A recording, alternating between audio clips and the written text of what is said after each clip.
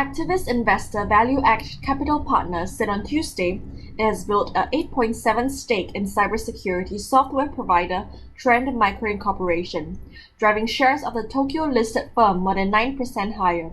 The growth acceleration from the SaaS software as a service products Trend Micro have launched in recent years is just the beginning, and that they can join the ranks of other great enterprise software company transformations.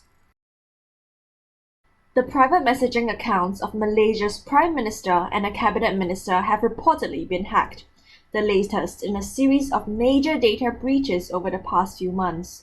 Although the government maintains it has no reason to believe the country is facing a data security crisis. Statistics from Netherlands-based cybersecurity company Surfshark show that globally, Malaysia was the 11th most breached country in the second quarter of 2022, with 665,200 accounts compromised over the period, a 733% hike from the previous quarter. The government's repeat denials of data breaches have done little to quell public anxiety. They have also been accused of engaging in coordinated inauthentic behavior across various social media platforms. Meta said last week in a report that the Malaysian police force had been operating a troll farm that engaged in a coordinated effort to corrupt or manipulate public discourse by using fake accounts and misleading people about who is behind them. Researchers from Mandiant said they have uncovered a significant disinformation campaign from the Chinese government in the wake of US Speaker Nancy Pelosi's visit to Taiwan. They say that after undertaking research, they have identified around 72 websites that are purporting to be reputable media outlets but are actually controlled by the Chinese Communist Party. Mandiant says Beijing has used a combination of fake sites and social media to conduct what is, in effect, a campaign of information warfare in the wake of the speaker's visit.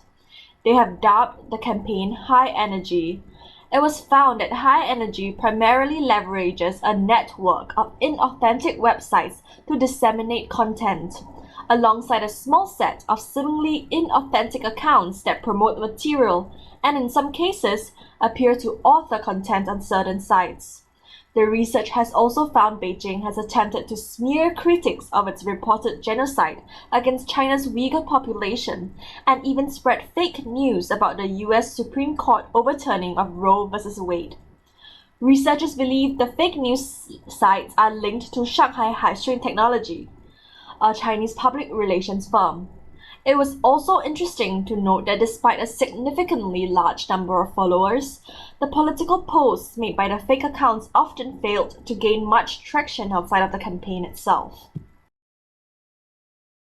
Malwarebytes reported last week that an unknown threat actor was deploying an attack tool the researchers called Woody Rat against Russian targets.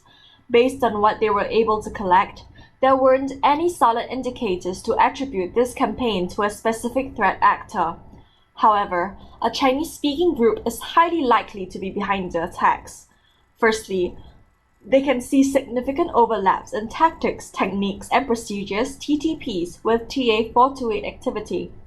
Secondly, the attack analyzed used the same weaponizer, which embeds code of a CVE 2017-11882 exploit in documents, as in earlier TA-428 attacks that targeted enterprises in Russia's military-industrial complex. Thirdly, some indirect evidence also suggests a Chinese-speaking group very likely being behind the attack. This includes, firstly, the use of hacking utilities that are popular in China, such as Ladin. Secondly, the fact that the second stage CNC server is located in China. And lastly, the fact that the CNC server registration information includes an email address in the Chinese domain 163.com, specified in administrator's contact data.